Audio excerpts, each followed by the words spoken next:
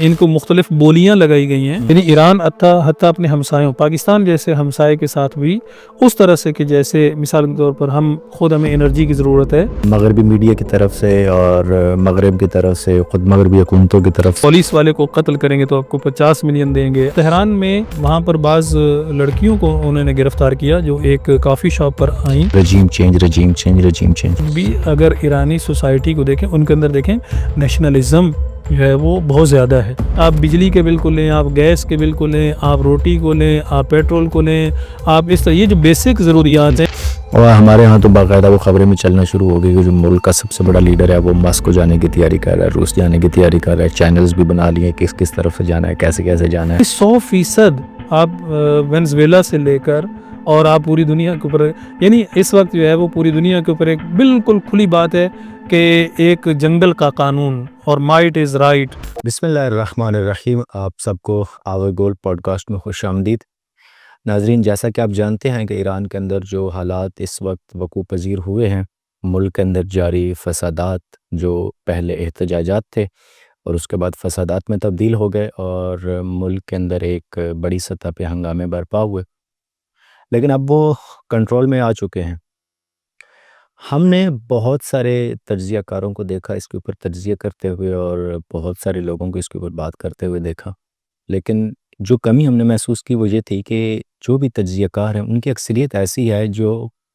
Overall Iran کے نظام کے بارے میں یا ایران کی سوسائٹی کے بارے میں، ایران کے معاشرے کے بارے میں کچھ جانتے ہی نہیں۔ جب آپ کچھ جانتے نہیں ہیں تو آپ کیسے ایک نتیجہ اخذ کر سکتے ہیں؟ ہماری خوش قسمتی یہ ہے کہ آج ہمارے ساتھ ایک ایسی شخصیت موجود ہیں جو ایک عرصہ تک ایران میں رہے اور اتفاق سے ابھی یہ جو حالیہ فسادات ہوئے ہیں ان فسادات کے دوران بھی وہ وہیں پہ ایران کے اندر ہی موجود تھے۔ حجت الاسلام والمسلمین آغائی عمران حیدر صاحب ہمارے ساتھ موجود ہیں۔ ان سے جاننے کی کوشش کریں گے کہ یہ ہوا کیا ایران کے اندر، یہ کیسے شروع ہوا، کب ہوا، کیوں ہوا، اس کے پیچھے محرکات کیا تھے، اور یہ جو فسادات تھے ان کے نتیجے میں یہ فسادی لوگ آخر حاصل کرنا کیا چاہتے تھے۔ بہت شکریہ آپ نے ٹائم دیا، اور یہ جو ہم نے گفتگو کے شروع میں جو تعارف کروایا اسی میں ہی ہمارا سوال پوشیدہ تھا۔ آپ سے چاہیں گے کہ آپ اس پہ جو ہے وہ۔ بسم اللہ الرحمن الرحیم۔ سب سے پہلے سلام عرض کروں گا آپ کی خدمت میں اور تمام ناظرین کی خدمت میں۔ شکریہ کہ آپ نے موقع دیا کہ وہاں کے حالات کو یہاں پر صحیح طور پر بیان کیا جا سکے، کیونکہ یہاں پر جو ماحول اور فضا ہم دیکھ رہے تھے وہاں پہ رہتے ہوئے بھی جب انٹرنیٹ آن تھا تو تھوڑا تعجب ہو رہا تھا کہ یہ پاکستان کے اندر میڈیا کس انداز میں یہاں کے حالات کو وہاں پہ منعکس کر رہا ہے۔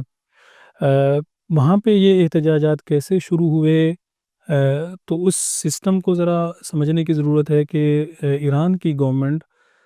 ایک عرصے سے اپنی عوام کی فلاح کے لیے اور ان کو سہولت دینے کے لیے مختلف جو ضروریات کی چیزیں ہیں ان میں سبسڈی دیتی ہے۔ جیسے مثال کے طور پر فرض کریں وہاں پر جو روٹی ہے وہ اگر مثلا فرض کریں ایک فرد کی روٹی ہے تو وہ شاید یہاں کے 10 روپے سے بھی اس کی جو قیمت ہے وہ کم بنے گی۔ مثلا ایک اگر ہماری ایک دو روٹیوں کے برابر مثال کے طور پر ان کا جو ایک روٹی کا سائز بنتا ہے، یا اسی طرح سے پیٹرول اس کے اندر بھی جو اس کی جو قیمت ہے وہ بہت زیادہ مثلا کم ہے۔ اس طرح کے بہت ساری ضروریات کی چیزیں، ان میں سے شہید ابراہیم رئیسی کے زمانے میں ایک سلسلہ شروع ہوا تھا کہ جس میں انہوں نے اس سبسڈی کو، اچھا یہ اس کا چینل اس طرح کا ہے کہ یہ سبسڈی جو انڈسٹریلسٹ لوگ ہوتے ہیں کہ جو پروڈکشن والے لوگ ہوتے ہیں ان کو دی جاتی ہے، اور وہ عوام سے جو قیمت ہے وہ کم لیتے ہیں۔ وہ پروڈکٹ تیار کرتے ہیں اسی سبسڈائز ریٹ پہ، اور وہ پروڈکٹ مارکیٹ میں جاتی ہے اور عوام وہی کم ریٹ پہ ہی وہ جو ہے وہ خریدتی۔ جی ایسے اب انہوں نے یہ کام کیا۔ اچھا اس کا نقصان کیا ہوتا ہے؟ اس کا نقصان یہ ہوتا ہے کہ بہت سارا جو اس طرح کی جو خورد و نوش کی چیزیں ہیں وہ مثلا بیرون ملک جو ہے وہ غیر قانونی طور پر جو ہے وہ سمگل ہو جاتی ہیں۔ نتیجتاً جو ہے وہ گورنمنٹ کے پیسے سے ہی ارد گرد کے ممالک میں وہ چیز جو ہے وہ قومی خزانے پہ پڑ رہا ہے، لیکن عوام اس سبسڈی سے صحیح طرح سے فائدہ نہیں اٹھا پا رہی۔ ٹھیک ہے. اب جو انہوں نے جو کام کیا وہ یہ کام کیا کہ تو شہید رئیسی نے یہ کام کیا کہ اس سبسڈی کو ختم کیا اور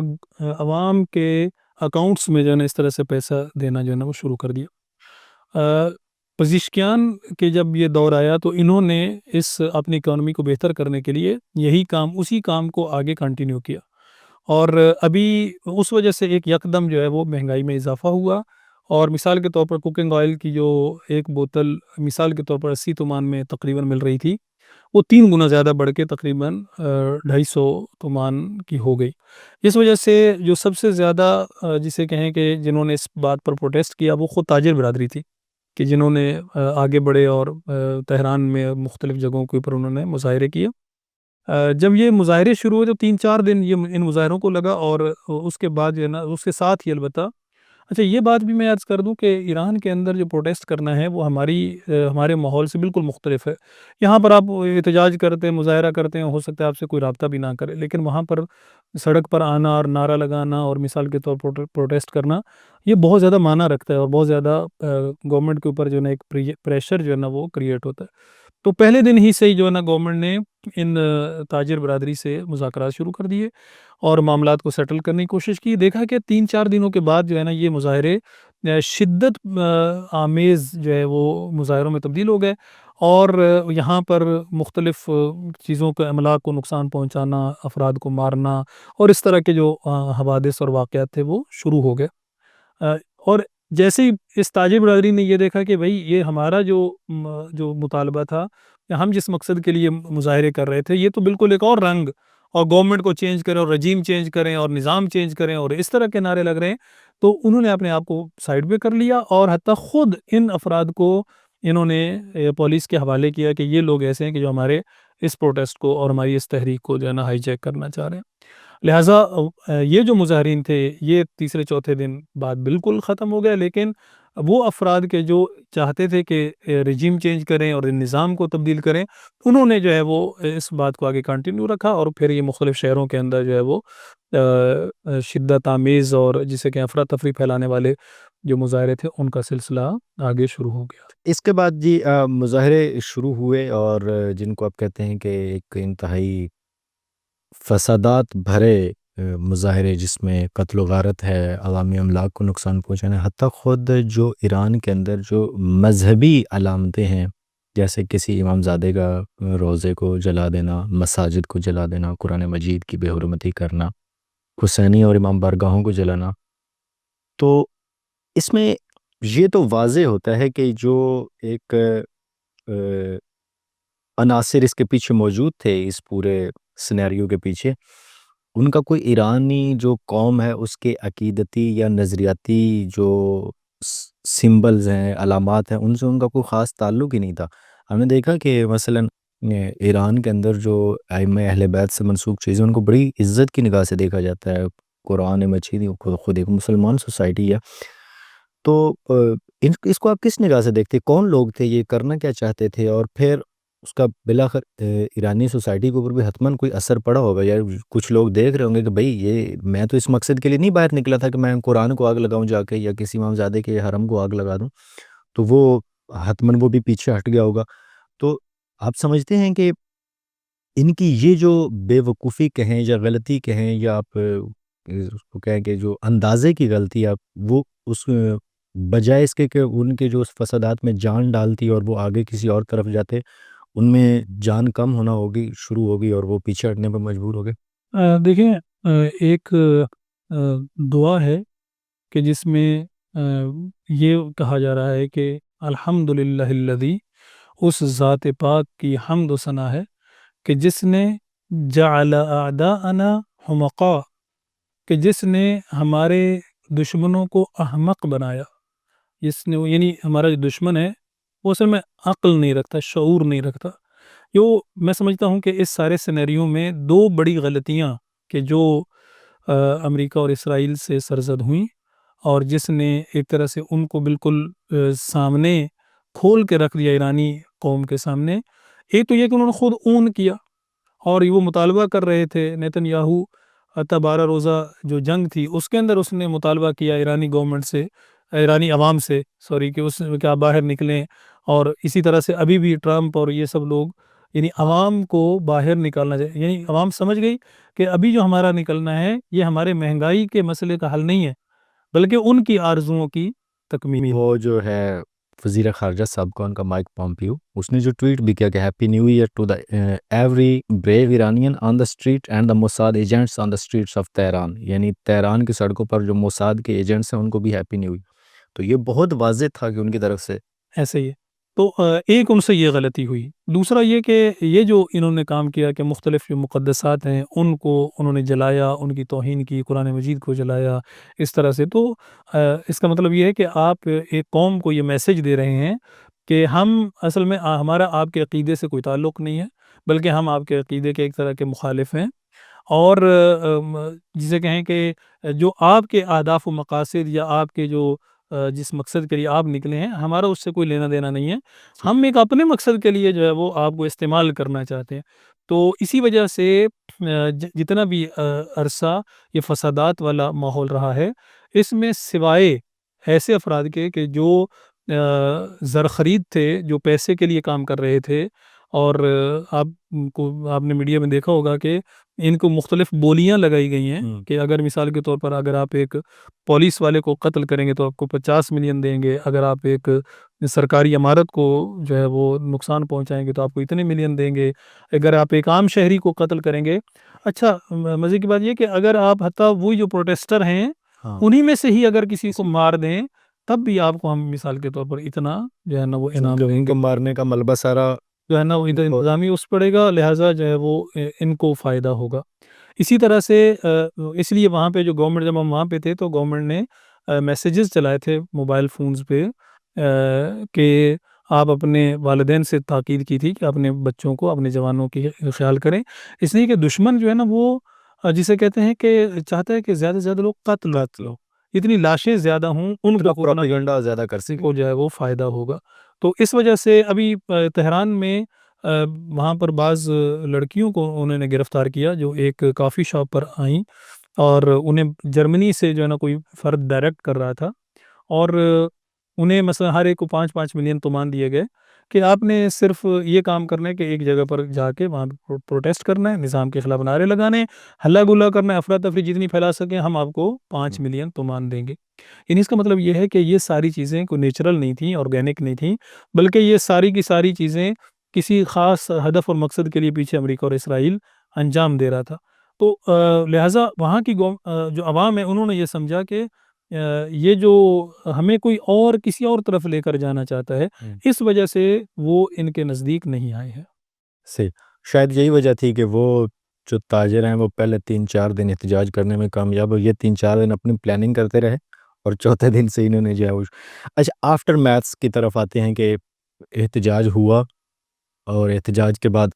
جو تاجر حضرات ہیں ان کے ساتھ گورنمنٹ جو ہے وہ بیٹھی، انہوں نے مذاکرات کیے، وہ کس نتیجے پہ پہنچے چلے ہوئے، اس کے بعد فسادات شروع ہوئے، ابھی فسادات بھی تقریباً ختم ہو گئے۔ فسادات کے اندر جو سب سے بڑا نعرہ مغربی میڈیا کی طرف سے اور مغرب کی طرف سے، خود مغربی حکومتوں کی طرف سے، یا خود یہ جو فسادات کے اندر شامل لوگ تھے ان کے regime change regime change regime change, اور ہمارے ہاں تو باقاعدہ وہ خبریں میں چلنا شروع ہو گئی کہ جو ملک کا سب سے بڑا لیڈر ہے وہ ماسکو جانے کی تیاری کر رہا ہے، روس جانے کی تیاری کر رہا ہے، چینلز بھی بنا لیے کس کس طرف سے جانا ہے، کیسے کیسے جانا ہے۔ تو آپ وہاں پہ اتنا عرصہ رہے ہیں، آپ نے اس سوسائٹی کو ڈیپلی دیکھا ہے، اس کا جو آئیڈیالوجیکل سٹرکچر ہے، اس کا جو نظریاتی ڈھانچہ ہے اس کو آپ جانتے ہیں، کیا اتنا ہی آسان ہے وہاں پہ رجیم چینج کرنا کہ ایک جگہ پہ جو ہے نا وہ 20-25 ہزار 30 ہزار لوگ اکٹھے ہوں؟ بلکہ ویڈیوز کو دیکھتے ہوئے تو نہیں لگتا کسی ایک جگہ پہ 25-30 ہزار لوگ اکٹھے ہوئے ہوں، میکسیمم 1000-1500-2000 لوگ، لیکن پھر بھی بہرحال ہم کہیں کہ جی 2 لاکھ بندہ جو ہے وہ پورے ایران سے سڑکوں پہ نکل آیا، تو یا 3 لاکھ بندہ یا 10 لاکھ بندہ، 1 ملین بندہ سڑکوں پہ نکل آیا پورے ایران سے، تو رجیم چینج اتنا ایزی آپشن ہے، کیا جا سکتا ہے؟ دیکھیں امام خمینی جب انقلاب لے کر آئے اور انہوں نے دنیا میں ایک نئی طاقت کو متعارف کروایا کہ جو اس طرح سے پہلے کسی بھی نظام کے اندر یہ طاقت جو ہے نا اس طرح سے موجود نہیں تھی۔ ایک تو الہی طاقت کہ اصل میں خداوند متعال کی ذات پہ توکل، وہ تو ایک یوں سمجھے کہ الہی طاقت تو ان سب اصلی طاقت اصلی وہی ہے، طاقت میں زمینی طاقتوں کی بات کر رہا ہوں، تو زمینی طور پر امام خمینی نے ایک نئی طاقت کو متعارف کروایا، اور وہ طاقت تھی عوام کی طاقت. یعنی یہ وہ انقلاب ہے کہ جس میں واقعاً حقیقت میں عوام کی جو آرزوئیں تھیں، جو ان کے دین، ان کی فکر، ان کے جو جسے کہیں کہ وہ ارمان کہ جو وہ چاہتے تھے، انہوں نے اس مقصد کے لیے وہ انقلاب لے کر آئے. لہٰذا ہم دیکھتے ہیں کہ ایرانی جو سوسائٹی ہے وہ بہت زیادہ ایز اے ہول، یعنی ظاہر ہے ہر جگہ پر ہر طرح کے لوگ موجود ہوتے ہیں، لیکن کلی طور پر اگر ہم اس سوسائٹی کے اس کی تاریخ کو دیکھیں، ان کے کلچر کو دیکھیں، تو ہمیں یہ نظر آئے گا کہ ایک ان کی ایک تاریخی پس منظر ہے، اور یہ دین کے ساتھ جو ہے وہ بہت ہی زبردست طریقے سے جڑے ہوئے ہیں. لہٰذا انقلاب جب آیا ہے تو اس وقت یوں سمجھیں لاکھوں ایسی فیملیز ہیں کہ جنہوں نے اپنے شہید دیے ہیں، جنہوں نے اپنی قربانیاں دی ہیں، اور آپ یوں سمجھیں کہ لاکھوں فیملیز جو ہے نا وہ انقلاب کے ساتھ اس طرح سے پیوستہ ہیں کہ ان کا خون، ان کا مثلا ہر سب کچھ جو ہے نا اس کے ساتھ ایک طرح کا جڑا ہوا ہے. یعنی انہوں نے بہت زیادہ انویسٹ کیا ہے انقلاب اپنے خون سے خون سے آبیاری کی ہے. اور بہت سارے ایسے لوگوں کے جو بہرحال اگرچہ انہوں نے شہداء نہیں دی ہے، لیکن فکری نظری اعتبار سے جو ہے نا وہ اس نظام اور سسٹم کے لیے وہ اس کی حفاظت کے لیے تیار ہے. تو ہم دیکھتے ہیں کہ اس کے اندر ہاں ایران میں اس طرح کے بھی لوگ ہیں کہ جو اصلاً سیکولر ہیں اور اس نظام کو بالکل پسند نہیں کرتے ہیں. اس نظام کے آنے سے ان کو کافی زیادہ محدودیتوں کا سامنا کرنا پڑا ہے، اور یقیناً وہ لوگ کوشش بھی کرتے ہیں. ہر جگہ پر اس طرح کے لوگ ہوتے ہیں کہ جو اس نظام کے ساتھ راضی نہیں ہوتے. لیکن یہ جو تعداد اگر ہم موازنہ کریں تو خود یعنی یہ جو ایک طرح کا موقع تھا رجیم چینج کا، اور پیچھے سے ایک طاقت جو ہے نا اس کو چینج کرنے کی کوشش کر رہی تھی، اپنی پوری خواہش اور کوشش کے باوجود بھی جیسے آپ فرما رہے تھے یہ سینکڑوں ہزاروں لوگ باہر لانے سے زیادہ یہ کچھ نہیں کر سکے. بلکہ جو زیادہ ہماری آبزرویشن تھی وہاں پر رہتے ہوئے بھی کہ اکثر جو ہے اس محلے کے یعنی کچھ لوگ باہر سے آتے تھے، اور کچھ لوگ جو ہے نا وہ اس محلے کے ہی اوباش اور جو اس طرح کے لاؤبالی قسم کے افراد ہوتے ہیں وہ ساتھ ملتے تھے، اور مثال کے طور وہی کسی کو پیسے کا بہانہ دیا، کسی کو کوئی بہانہ لالچ دے کے، اور ان کو جسے کہیں کہ اپنے اہداف کے لیے. اچھا ایک اور بڑی اہم بات میں بریکٹ میں عرض کروں گا کہ یہ جو فسادات ہوئے اس میں جو انداز اپنایا گیا اور جس طرح سے لوگوں کو قتل کیا گیا، مثلا بعض پولیس والوں کو، وہ انداز ایک عام انداز نہیں تھا. یعنی وہ یہ لگتا تھا کہ جیسے ایک داعش کے لوگ ہیں، یا جیسے کسی بھی ایسی جگہ سے ٹریننگ لیے ہوئے لوگ ہیں کہ جن کے اندر رحم نام کی کوئی چیز نہیں ہے، اور بہت ہی وحشت ناک طریقے سے مثلا ایک فرد کو جسے کہتے ہیں نا کہ ٹکڑے ٹکڑے کر دینا ایک طرح سے، یا مثال کے طور پر اس کو اتنے چاقو مارنا کہ اصلاً یعنی وہ ایک دفعہ ہے کہ ہاں یعنی ایک دفعہ ہے کہ آپ صرف قتل کرنا چاہتے ہیں، اس واسطے میں قتل کرنے سے زیادہ آپ کچھ اور یعنی اپنے ایک غصے کا اور اپنے اس کا اظہار کرنا چاہ رہے ہیں. تو اس کا مطلب ہے کہ آپ پیچھے سے اس طرح سے آپ کی ٹریننگ ہوئی ہے. یہ صرف یہ نہیں ہے کہ اچھا بھائی کوکنگ آئل جو ہے نا مہنگا ہو گیا میں اس لیے یہ کام کر رہا ہوں، تو یہ تو نہیں ہے. اور پھر گورنمنٹ تو آپ کو کمپنسیٹ کر رہی ہے، ٹھیک ہے، یعنی یہ تو نہیں کہ اگر آپ اس نے مہنگائی کی ہے تو وہ آپ کی کوئی آواز نہیں سن رہی، بلکہ وہ آپ کے کارڈ میں اتنے ہی پیسے دے رہی ہے، ٹھیک ہے. تو ابھی جو آپ یہ کام کر رہے ہیں اس کا مطلب ہے کہ پیچھے آپ کے کوئی اور ہے کہ جو آپ کو چلانا یہ مہنگائی اور یہ والے مسائل ہیں نہیں، بالکل اسی اور طرف زیادہ. لہٰذا جو فرد بھی اگر ایرانی سوسائٹی کو دیکھیں ان کے اندر دیکھیں نیشنلزم جو ہے وہ بہت زیادہ ہے، ٹھیک ہے. ہم یہ دیکھیں مثبت بھی ہے اور منفی بھی ہے. اگر وہ ایک خاص حد تک رہے تو وہ مثبت ہے، ٹھیک ہے. مثلا ہم خود پاکستانی ہیں تو ہمیں پاکستان جو ہے نا عزیز ہے، اپنی قوم سے ایک پیار ہے، تو ایک خاص حد تک جو ہے نا اپنے ملک کے ساتھ اپنی قوم کے ساتھ جو ہے نا وہ کرنا وہ بالکل اپنی جگہ پر صحیح اور درست ہے. ہاں ایک حد سے زیادہ ہو جانا، ایک حد کے وہ بالکل ہی تعصب اور دوسروں کو آپ کچھ بھی نہ سمجھیں، یہ غلط ہے. کوئی بھی ہو، کوئی خواب کسی بھی ملک سے اس کا جو ہے نا تعلق ہو، تو یہ ان کے اندر یہ بہت زیادہ یہ چیز پائی جاتی ہے. مذہب کے ساتھ اوورال ان کا جو لگاؤ ہے وہ عام طور پر زیادہ ہے، ٹھیک ہے. اس سسٹم اور نظام کے ساتھ جو ہے وہ جڑے ہوئے جو لوگ ہیں ان کی تعداد بہت زیادہ، جس کا جو بین ثبوت اور واضح ثبوت ہے وہ خود ریلیاں ہیں کہ جو سوموار والے دن جو ہے وہ نکلی ہیں پورے ملک کے اندر. اور ہم وہاں پر تھے، میں خود ایک اس میں پروٹیسٹ میں تھا، تو وہاں پر اتنا زیادہ رش تھا، اتنا زیادہ لوگ موجود تھے کہ وہاں پہ حرکت کرنا جو ہے وہ مشکل تھا. یعنی اس قدر جو ہے وہ زیادہ. تو کہاں پر ایک جگہ پر 200 300 500 ہزار لوگ نکلتے ہیں اور وہ افراتفری کرتے ہیں، اور ایک طرف یعنی پوری فیملیز اپنے بچوں کے ساتھ، اپنی خواتین کے ساتھ، اپنے پورے جسے کہیں کہ قوم قبیلے کے ساتھ آتے ہیں. تو اس کا مطلب ہے کہ قومی طور پر جو ہے نا لوگ اس نظام کے جسے کہ حامی ہیں. ہاں اگر کہیں پر انہیں کوئی اس طرح کی مشکل کا سامنا کرنا پڑتا ہے، مہنگائی ہوتی ہے یا کوئی اور مثال کے طور پر بالآخر تو ان کی کرنسی جو ہے نا وہ کافی زیادہ ان دنوں میں ڈاؤن ہوئی ہے. ایک بہت بڑا مسئلہ جو ہے نا اس وقت صحیح ہے. ان کے کرنسی کا ڈاؤن ہونا ہے، اور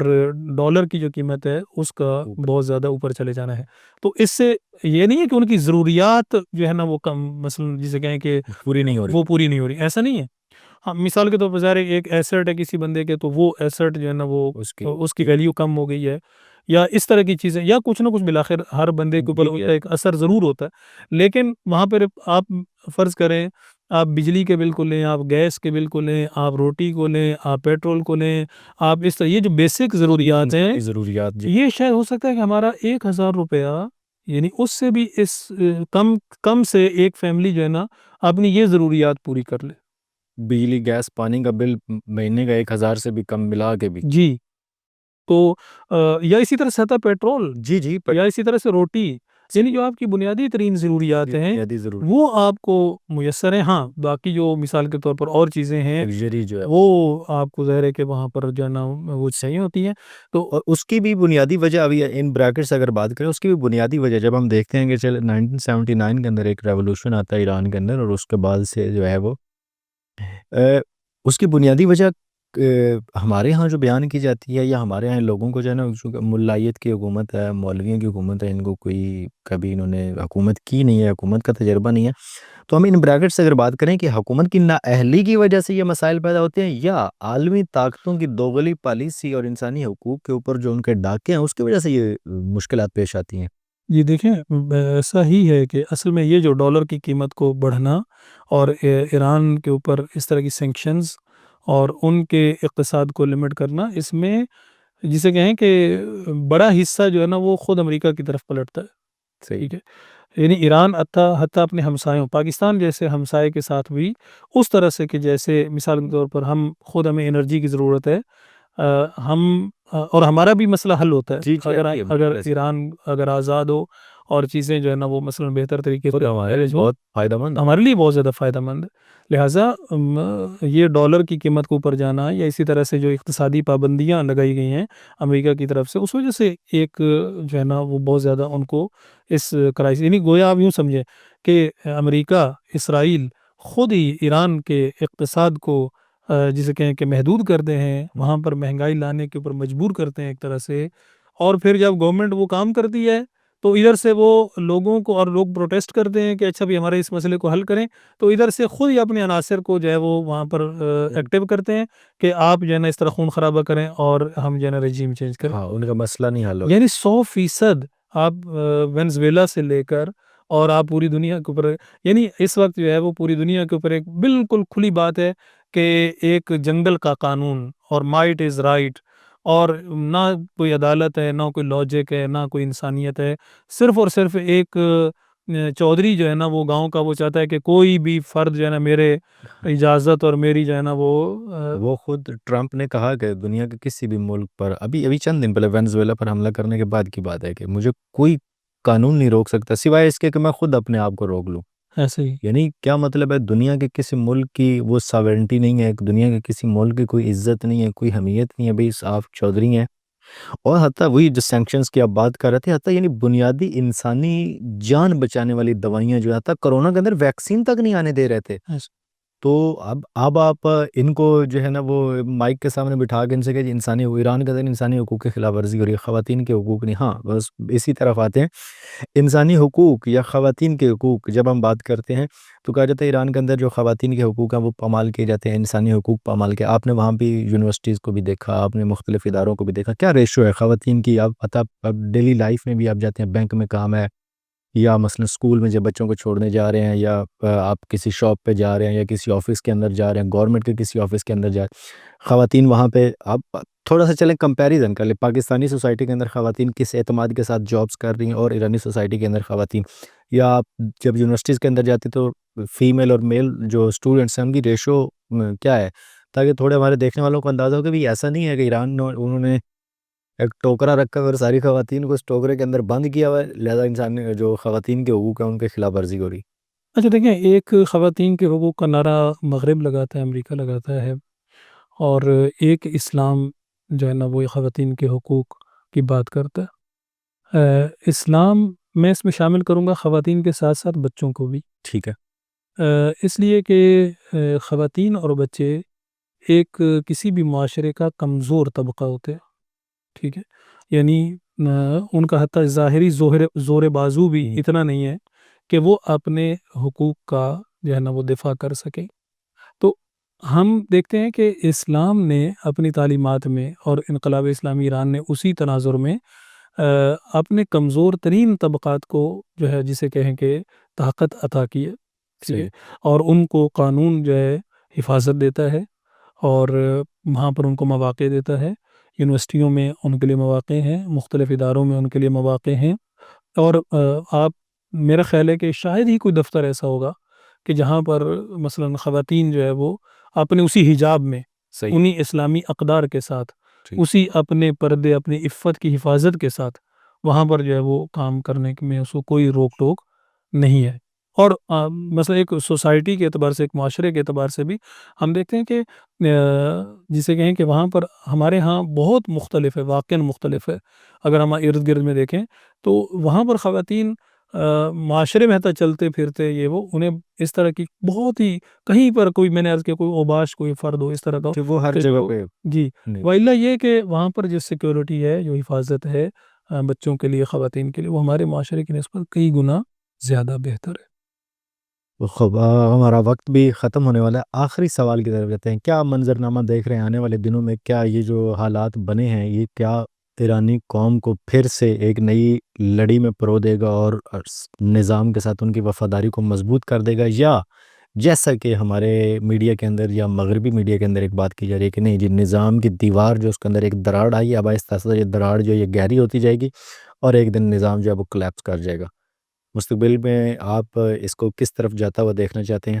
دیکھیں، ہر کرائسس جو آتا ہے وہ حتماً اپنے ساتھ کچھ نتائج لے کر جاتا ہے. ٹھیک. 12 روزہ جنگ میں ایران نے اسرائیل کو ایک طرح کا شکست دے کر اس نے، میں سمجھتا ہوں یہ اب میرے الفاظ ہیں، کہ اس نے گویا اپنے سپر پاور ہونے کا اعلان کیا ہے. اور ان کرائسس میں ایران نے ایک تو سٹار لنک کو جسے کہیں کہ اپنے ملک میں جو ہے وہ جیم کر کے اس نے اپنی سافٹ جو پاور ہے اس میدان کی،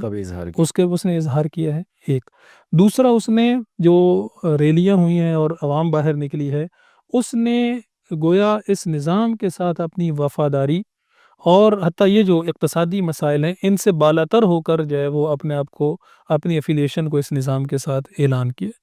تو اس کا مطلب یہ ہے کہ یہ نظام پہلے کی نسبت اور زیادہ مضبوط ہوا ہے، ٹھیک ہے. صحیح. اور زیادہ انٹرنلی جو ہے نا، جو ایک ہی، میں سمجھتا ہوں کہ ایک ہی امید جو امریکہ اور اسرائیل کو اس نظام کے خاتمے کی جو آرزو کر کے بیٹھے ہوئے ہیں، اور ان کو یہ تھا کہ ہم ایکسٹرنلی تو ابھی 12 روزہ جنگ میں نہیں کر پائے، اب یہ تھا کہ ہم انٹرنلی اس کو کریں. اور ایک جملہ یہ بھی عرض کر دوں کہ ان کا پلان جو تھا 12 روزہ جنگ میں یہ تھا